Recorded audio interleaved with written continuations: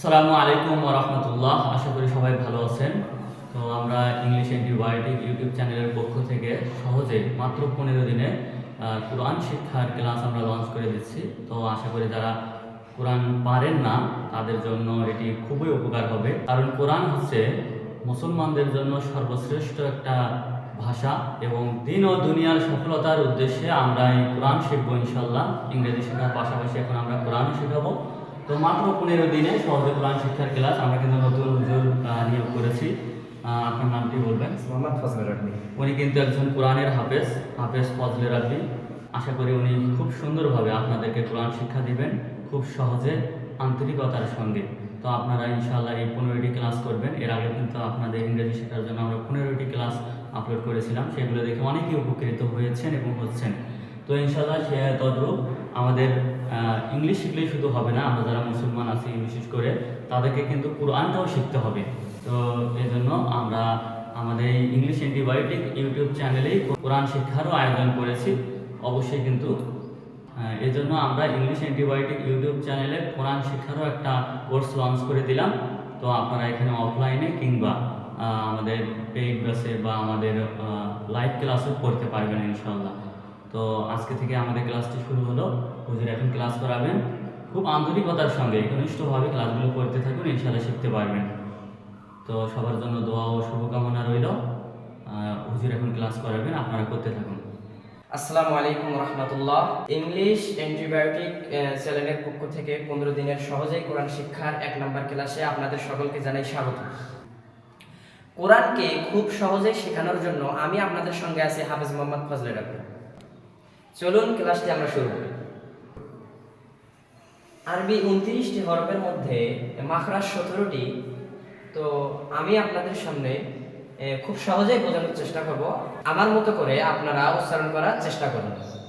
আলিফ, বা, তা, সা, সা, জিম, হা, হা, খ, খ, দাল, দাল, র, র, জা, সিন, শিন, صاد ضاد طاء ظاء ظاء عين غين فاء فاء قاف قاف كاف لام ميم نون واو ها হামজা হামজা ইয়া।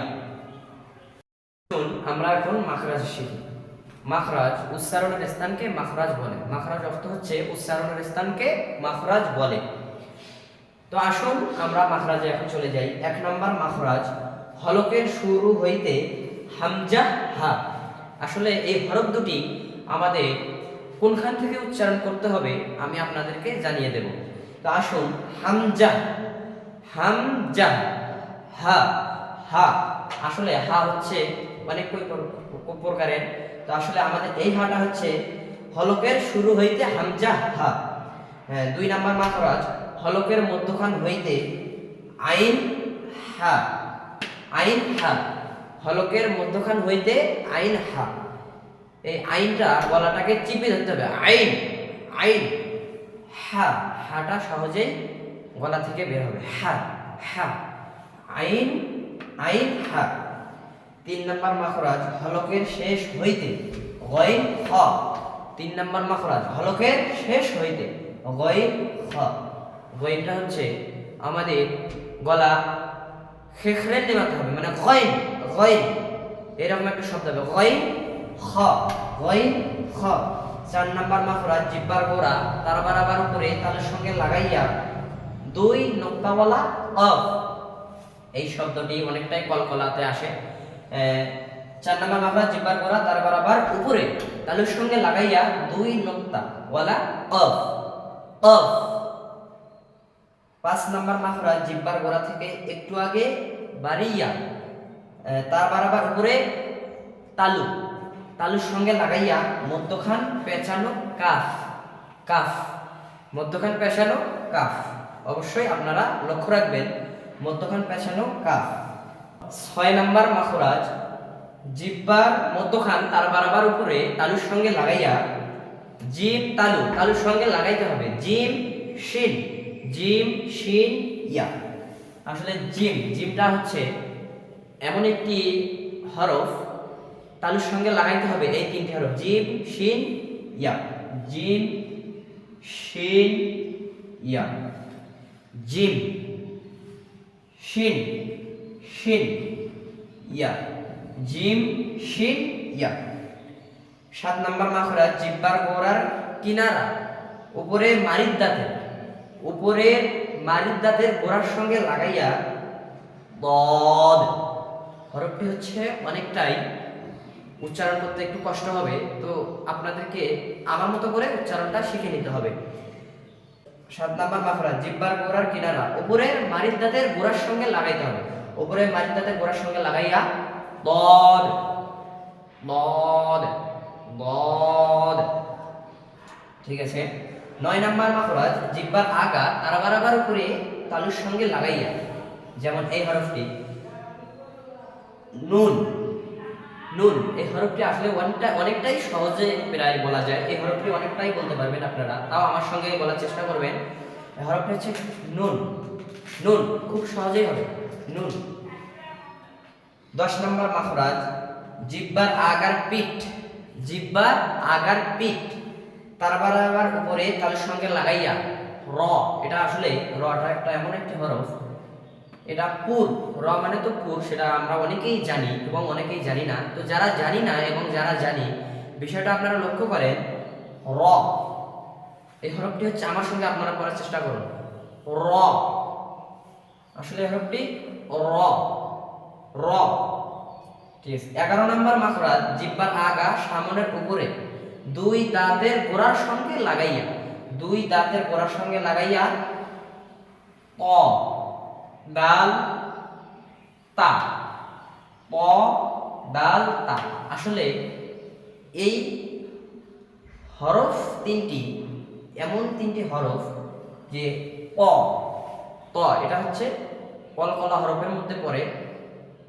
কলকলা হরফ 5টি কফ, ত, বা, জিম, দাল। আমরা এটা অনেকেই জানি এবং অনেকেই জানি না। আসলে আমরা ওগুলোও নিয়েও ক্লাস করাবো। তো এই যে এই তিনটা হরফ প দাল তা। প আমার সঙ্গে আপনারা দেখুন। প জিহ্বা আগা সামনের দুই দাঁতের গোড়ার সঙ্গে লাগাইয়া প।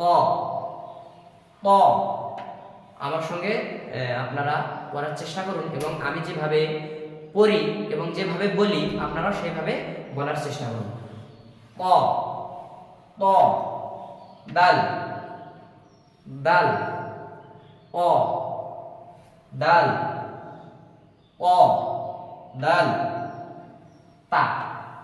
তাটা খুব সহজে, যেমন তা। ঠিক আছে। 12 নম্বর মাখরাজ জিহ্বার আগা সামনের নিচের দুই দাঁতের উপরে আগার সঙ্গে লাগাইয়া, যেমন সদ সিন ঝা।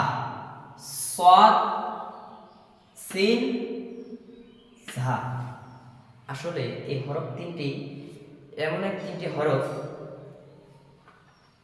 যেমন সদ এই হরফটি সদ হালকা, যেমন এখানে বলা হয়েছে যে জিহ্বার আগা সামনের নিচে দুই দাঁতের আগার সঙ্গে লাগাইয়া, যেমন এই জিহ্বার আগা সামনের দুই দাঁতের সঙ্গে লাগাইতে হবে।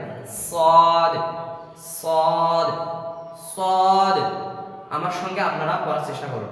সদ সিন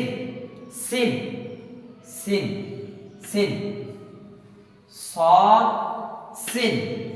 আর লাস্টের যে হরফটি হচ্ছে ঝা। এই হরফটা অনেকটাই ইজহারের সঙ্গে সম্পর্ক রয়েছে, যেমন ঝা। এই হরফটি খুব একটা হরফ। অনেকেই আমরা ঝাটাকে যা বলি, যাই হোক বিভিন্ন জন বিভিন্ন রকম বলে, কিন্তু মূলত আমাদের এই হরফটি হচ্ছে ঝা, শক্ত হবে ঝা। তো 13 নম্বর মাখরাজ জিহ্বার আগা সামনের উপর দুই দাঁতের দুই দাঁতের আগার সঙ্গে লাগাইয়া, জ জাল সা, যেমন জ জাল সা। আসলে এই হরফ তিনটি হচ্ছে জ, জিহ্বার আগা সামনের উপরে দুই দাঁতের গোড়ার সঙ্গে লাগাইতে হবে। আমার সঙ্গে আপনারা দেখুন, জ, যেমন জ জাল সা। আমার সঙ্গে আপনারা ভালো করে খেয়াল করে দেখবেন, জ জিহ্বার আগা সামনের উপরে, জিহ্বার আগা থেকে সামনের উপরে দাঁতের আগার সঙ্গে লাগাইয়া পড়তে হবে। যেমন ল ল জ জাল জাল সা, জ জ জাল সা। 15 নম্বর মাখরাজ, দুই ঠোঁট হইতে, দুই ঠোঁট, এই দুই ঠোঁট দেখতে পাচ্ছেন, দুই ঠোঁট হইতে ওয়াও বা মিম, ওয়াও বা মিম উচ্চারিত হয়, ওয়াও বা মিম উচ্চারিত হয়। ওয়াও ঠোঁট গোল, ওয়াও উচ্চারণ করতে হলে আমাদের ঠোঁটটা গোল করতে হবে, ওয়াও ওয়াও। আপনারা ভালো করে খেয়াল করে আমার সঙ্গে পড়ুন এবং আমি যেভাবে মিলাই অবশ্য আপনারা লক্ষ্য করবেন, ওয়াও ওয়াও বা বা, ওয়াও বা বা। আসলে এই তিনটি হরফে গোল হবে আমাদের, ওয়াও বা। মিম মিম মিম, ওয়াও বা মিম। 16 নম্বর মাখরাজ, মুখের খালি জায়গা হইতে মদের হরফ পড়া যায়, মুখের খালি জায়গা হইতে মদের হরফ পড়া যায়। আসলে এই ভিডিওটি আমরা আবার পরে দেব।